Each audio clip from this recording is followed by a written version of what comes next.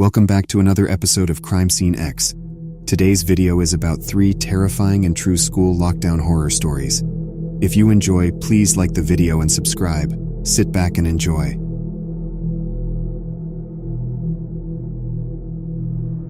The day began just like any other at Oak Ridge High School. Classes were progressing as usual. The sound of chalk on the board, whispers of gossip, and the distant noise of sports practice. But as the clock's hands crept towards noon, a loud bang echoed through the hallway. The moment was fleeting, but the silence that followed was unmistakable. A sudden sense of dread filled me as I realized that something was wrong. Our teacher, Mr. Stevens, must have felt it too, because his eyes widened and he immediately turned off the lights and locked the door. The school's alarm system blared, followed by the intercom's crackling. "Attention, students and staff. We are in immediate lockdown. This is not a drill."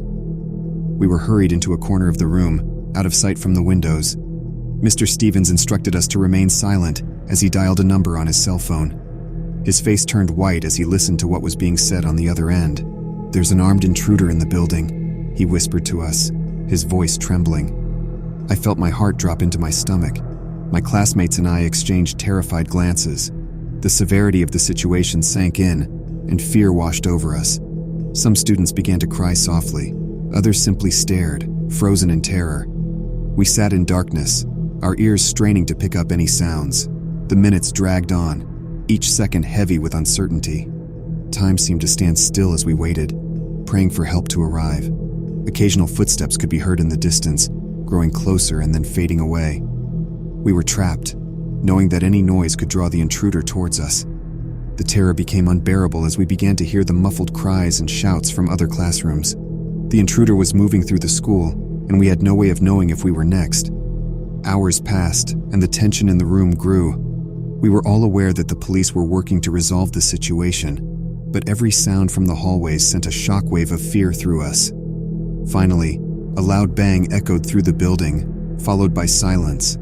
My heart pounded in my ears as we waited, not daring to breathe. Minutes later, the intercom crackled to life again. "The situation has been resolved. The police are in the building and it is safe to exit your classrooms." We were escorted out of the school by armed officers, their faces tense and drawn. The sight of my parents waiting outside, their eyes filled with tears and relief, is something I'll never forget. The following days were filled with news reports and investigations. The intruder had been a former student, filled with anger and desperation. He was taken into custody, but the scars he left behind were deep and long-lasting. Our school became a symbol of fear, a reminder of the fragility of safety. The lockdown had lasted only a few hours, but the terror of that day will stay with me for the rest of my life. The image of Mr. Stevens' pale face, the sounds of footsteps in the hallway, and the crushing weight of fear are now etched into my memory. It was a horrifying experience that taught me the true meaning of terror, a lesson I wish I had never had to learn.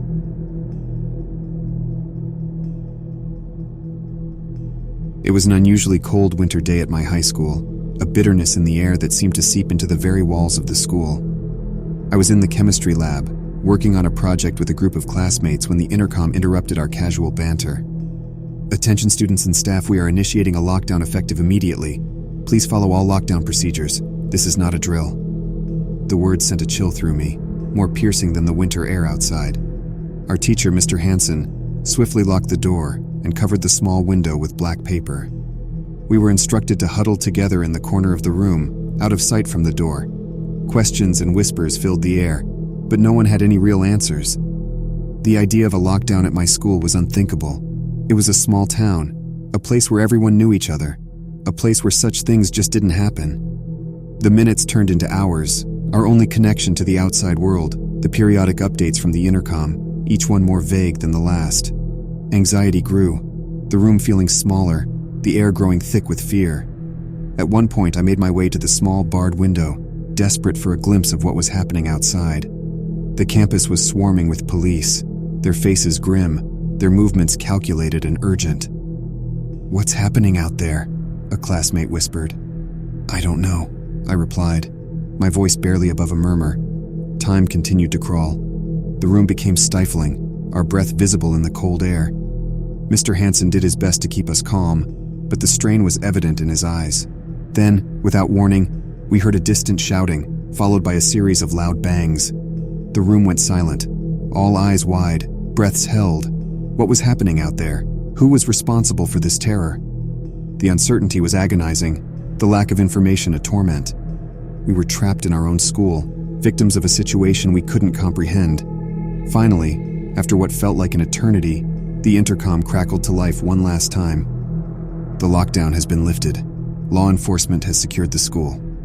We were escorted from the room by police officers, their faces tired and drawn. The school was a maze of chaos and confusion. Students crying, teachers consoling, parents anxiously waiting outside. We later learned that a disgruntled former employee had entered the school with a weapon, a personal vendetta turning into a nightmare for all of us.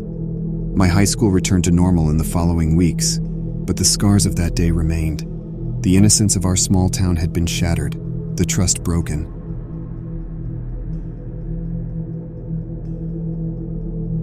I'll never forget the day our school, Hillside High, went into lockdown. It was a day like any other, the smell of lunch still lingering in the air, the chatter of friends echoing in the hallway, and the monotonous drone of afternoon classes just beginning. I was settling into chemistry class, already dreading the equations and reactions we were about to dive into. Mr. Sanders, our teacher, was as enthusiastic about chemistry as he was about his eccentric bow ties. The intercom crackled to life, its sound cutting through the mundanity of the day. Principal Martin's voice was terse, panicked. "We are in immediate lockdown. Follow your procedures." A jolt of terror surged through me. We all glanced at each other, our faces reflecting the fear in our eyes. Mr. Sanders locked the door, shut the blinds, and directed us to the back of the room. We huddled together, the fear palpable, the unknown terrifying. We sat in silence, the tension growing with each passing second.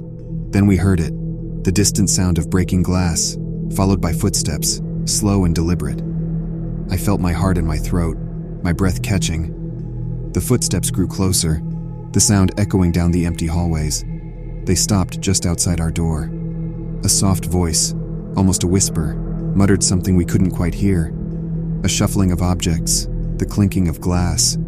We held our breath, paralyzed by fear, the reality of the situation sinking in. The intruder was in the chemistry lab. He was here for something specific, something dangerous. Mr. Sanders's face was pale, his eyes wide. He knew what the intruder was after, and the realization dawned on him, a sickening understanding of what could be done with the chemicals in that lab.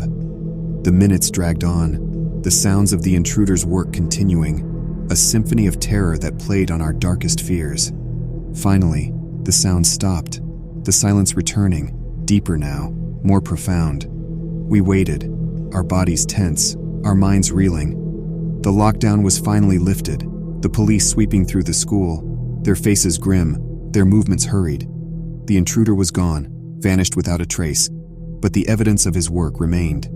The chemistry lab was a scene of chaos, chemicals missing, equipment destroyed.